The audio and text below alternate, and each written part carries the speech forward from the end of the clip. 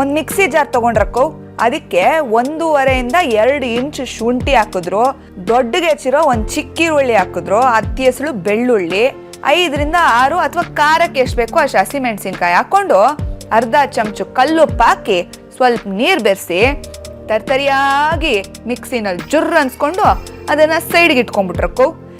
ಇಷ್ಟೊತ್ತಿಗೆ ನಾಟಿ ಕೋಳಿ ಬೇಯ್ತಾಯ್ತಾ, ಅದಕ್ಕೆ ಅರ್ಧ ಚಮಚ ಅರ್ಶಿನದ ಪುಡಿ, 2 ಚಮಚ ಧನಿಯಾ ಪುಡಿ, 1 ಚಮಚ ಅಚ್ಕಾರದ ಪುಡಿ ಹಾಕಿ ಎಲ್ಲಾನು ಚೆನ್ನಾಗಿ ಮಿಕ್ಸ್ ಮಾಡಿ ಮೀಡಿಯಂ ಊರಿನಲ್ಲೇ ಫ್ರೈ ಮಾಡ್ಕೊಂಬಂದ್ರು.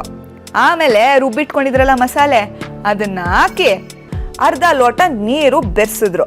ಎಲ್ಲಾನು ಚೆನ್ನಾಗಿ ಕಲಸಿ ಮುಚ್ಚಿಟ್ಟು 4 ರಿಂದ 5 ವಿಸಿಲ್ ಬರೋವರೆಗೂ ಚೆನ್ನಾಗಿ ಬೇಯಿಸಿದ್ರ. 1 ಕಪ್ ಬಟಾಣಿ ಹಾಕಿದ್ರಕ್ಕೋ, ಮೇಲಿಂದ ಕೊತ್ತಂಬರಿನೂ ಉದುರ್ಸಿದ್ರು. ಎಲ್ಲಾನು ಚೆನ್ನಾಗಿ ಮಿಕ್ಸ್ ಮಾಡಿ ಇನ್ನೊಂದು 5 ನಿಮಿಷ ಮೀಡಿಯಂ ಊರಿನಲ್ಲಿ ಬೇಯಿಸಿದ್ರು. ನಾಟಿ ಕೋಳಿ ಸೂರ್ವ ರೆಡಿ.